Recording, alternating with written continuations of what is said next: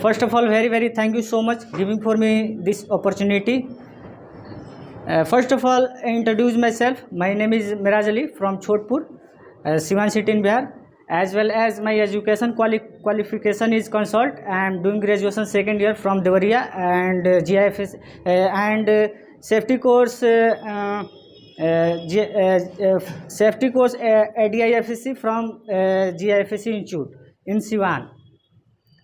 तो सबसे पहले आज मैं आप सबको टावर क्रेन के बारे में बताने जा रहा हूँ कि टावर क्रेन में क्या क्या हैजर्ड्स होते हैं, उसमें क्या क्या प्रिकॉशन लगते हैं और इसमें कौन कौन सी टीम इन्वॉल्व होती हैं, और ये टावर क्रेन के सारे पार्ट्स के बारे में बताने जा रहा हूँ कि इसके पार्ट्स के क्या क्या यूजेज होते हैं। उस सारे चीज़ों को आपको बारीकी से बताने जा रहा हूँ।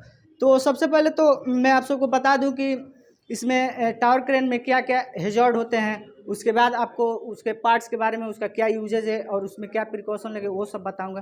तो इसमें टावर क्रेन में सबसे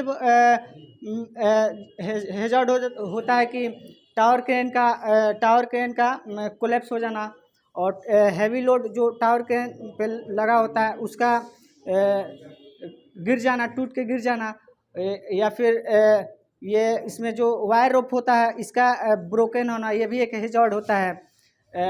उसके बाद पुअर, अगर रात के समय अगर कंस्ट्रक्शन साइट पे काम चल रहा है तो पुअर एल्यूमिनेशन होता है, वो भी एक हैजर्ड होता है। तो इसमें हम प्रॉपर तरीके से इसमें हम अपना इलेक्ट्रिक सिस्टम दिए हैं ताकि लाइट इसमें जली रहे। ओके, तो ये यहाँ पे लाइट सिस्टम दिए हैं ताकि मेरा क्रेन जो रोटेट करे चारों बगल, जिधर जिधर रोटेट करेगा लाइट उधर उधर जाएगा, क्योंकि रात के समय जो कंस्ट्रक्शन साइट पे काम होते हैं टावर क्रेन से, तो वहाँ पे प्रॉपर इल्यूमिनेशन होना चाहिए। ओके, उसके बाद इसमें क्या हैजर्ड होते हैं, जो वर्कर होते हैं इस पर टावर क्रेन पर लोड अगर लगा हुआ है, उसके लोड के नीचे वर्कर खड़ा होता है, वो भी एक हैजर्ड है। उसके बाद इसमें परमिट का ना यूज होना, क्योंकि टावर क्रेन जो है सबसे हाई रिस्क एक्टिविटी है, इससे काम होता है जो हाई रिस्क एक्टिविटी है, इसमें परमिट यूज ना होना, ये भी एक हैजर्ड होता है। अब मैं आप सबको बता दूं कि इसमें कौन कौन सी टीम इन्वॉल्व होती हैं। तो इसमें एक रिगर होता है, और ऑपरेटर, क्रेन ऑपरेटर होता है, उसके बाद टास्क सुपरवाइजर होता है। तो और क्रेन को ऑपरेटिंग करने से पहले सबसे पहले कि ऑपरेटर का सर्टिफिकेट होना ज़रूरी है, और उस सर्टिफिकेट होना ज़रूरी है, और टावर क्रेन का थर्ड पार्टी इंस्पेक्शन होना ज़रूरी है, टावर क्रेन का इंश्योरेंस भी होना ज़रूरी है। ये सब इसके प्रिकॉशन है। अगर ये सब रहेंगे तो वर्क साइट पे हैजर्ड्स बहुत कम होंगे। उसके बाद ऑपरेटिंग करने से पहले इसकी प्रॉपर तरीके से ट्रेनर की और यहाँ जो रिगर्स होते हैं उसकी प्रॉपर तरीके से ट्रेनिंग होनी चाहिए, एक्टिविटी होनी चाहिए, और ये सब बातें होंगी। उसके बाद मैं आप सबको बता दूं इसमें सारे जो पार्ट्स लगे हुए हैं उसके क्या क्या यूजेज होते हैं और ये क्यों हैं, उस सब को बता दे रहा हूँ आपको। उसके ये लिखा है lifting operation in progress do not inter. इसका मतलब ये हुआ कि अभी कंस्ट्रक्शन साइट पे काम चल रहा है, यहाँ पे इंटर नहीं करना है। जिस एरिया तक लिफ्टिंग का काम चल रहा है उस एरिया को बैरिकेड कर देना है ताकि अनऑथराइज पर्सन अंदर ना जा सके लिफ्टिंग के दौरान। उसके बाद आपका ये हो गया, लिफ्टिंग के दौरान हमेशा आप सबको लिफ्टिंग के दौरान हमेशा ये मतलब जो इसमें ऑपरेटर होता है और एक रिगर होता है, एक दूसरे से कम्युनिकेशन बनाए रहता है ताकि नीचे जो भी है उसमें वो कम्युनिकेशन बनाने का दो तरीका होता है। एक तो वॉकी टॉकी से बात करता है, और दूसरा आपका ये हैंड सिग्नल्स होता है, जो इस टाइप का होता है। सब हैंड सिग्नल्स जो ऑपरेटर और रिगर्स के द्वारा बातचीत होती है। अगर मान लीजिए कि ऑपरेटर जैसे ये लिफ्टिंग ऑपरेशन इस तरह कर रहा है, ठीक है, और ये सामने अगर ये अपार्टमेंट आ गया बीच में आ गया, तो अब ऑपरेटर को कुछ दिखाई नहीं दे रहा है, तो अब करेगा क्या? तो उसके लिए आता है आपका वॉकी टॉकी। एक वॉकी टॉकी ऑपरेटर के पास रहेगा और एक वॉकी टॉकी रिगर के पास रहेगा। ओके, उसके बाद आपका आता है कि ये हमारा आता है फाउंडेशन। ये जो है कंक्रीट से मैंने ढलाई किया इसको, ताकि ये हिलेगा नहीं। आइए, बेसिकली ये कंक्रीट से ढलाई भी होता है, साइड पे जो टावर क्रेन होता है वो कंक्रीट से ढलाई भी होता है। तो इसको मैंने कंक्रीट से ढलाई कर दिया है। इसलिए किया है क्योंकि और कंक्रीट से ढलाई, यहाँ पे टावर क्रेन जहाँ बैठेगा फिक्स होगा, वहाँ फिक्स करने से पहले वहाँ की ज़मीन का जो है पता कर लेना है कि वहाँ अंडरग्राउंड यूटिलिटीज़ तो नहीं है।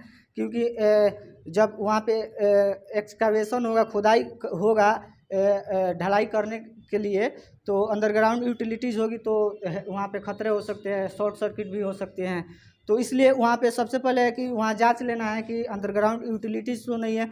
उसके बाद आपका आता है फाउंडेशन हो गया। उसके बाद आता है ये हो गया टावर। ये जो यहाँ से यहाँ तक है इसको टावर बोलते हैं। और ये टावर जो होता है ना, ये टावर ऐसे एक में नहीं रहता है, ये पार्ट पार्ट में होता है। एक ऐसे रहेगा, एक ऐसे रहेगा, एक ऐसे रहेगा। उसको पार्ट पार्ट में करके उसको जोड़ा जाता है। हम तो वैसे बना दिए हैं, बट वो रियलिटी में वैसे ही होता है, पार्ट पार्ट में उसको जोड़ा जाता है। उसके बाद आपका आ गया ये टर्न टेबल। टर्न टेबल का मतलब ये हुआ कि ये इधर उधर टर्न करेगा, ये चारों तरफ 360 डिग्री के एंगल में टर्न करेगा। ओके, उसके बाद आपका ये हो गया ऑपरेटर केबिन। ओके, ये ऑपरेटर केबिन हो गया, इसमें ऑपरेटर बैठा हुआ है। उसके बाद ये हो गया आपका जीप हो गया, इसको जीप बोलते हैं। उसके बाद ये हो गया आपका फ्रंट पेंडेंट, इसको फ्रंट पेंडेंट बोलते हैं और इसको रियर पेंडेंट बोलते हैं, क्योंकि ये जीप और ये काउंटर जीप को बैलेंस को मेंटेन करके रखता है। उसके बाद आपका ये जो है ना, इसको टावर पिक बोलते हैं, टावर पिक है। और जो ये ऊपर वाला दिख रहा है, ये आपका क्या बोलते हैं, एनोमोमीटर है, जो हवा की गति को बताता है। एनोमोमीटर यहाँ पे लगा रहेगा और उसका जो मशीन होता है वो ऑपरेटर की केबिन में होता है। उसके बाद आपका ये हो गया काउंटर जीप, जिसमें काउंटर वेट लगा होता है। उसके बाद ये हो गया मेन विंच मोटर, यहाँ पे मोटर लगा होता है, जिससे कि ये जो हैवी लोड इसमें लगा है इसको ऊपर से नीचे आगे पीछे कर सके। यहाँ से उठाएगा, इधर जाएगा, वहाँ अगर नीचे ले जाना है उसको नीचे गिरा देगा।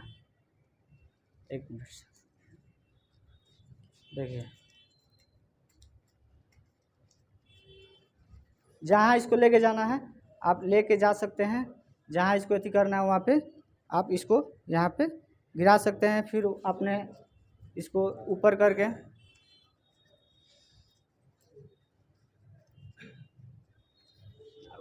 उसके बाद वहीं पे आप फिर से ला सकते हैं।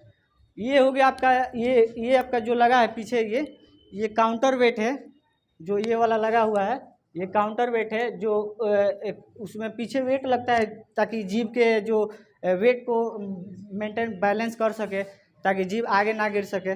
उसके बाद आपका हो गया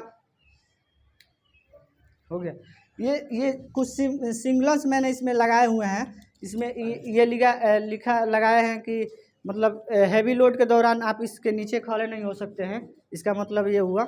और इसमें आपका है कि डेंजर लिफ्टिंग ऑपरेशन इस प्रोग्रेस, अभी काम यहाँ पे चल रहा है, यहाँ पे डेंजर है, खतरा है, आप यहाँ पे आ नहीं सकते हैं।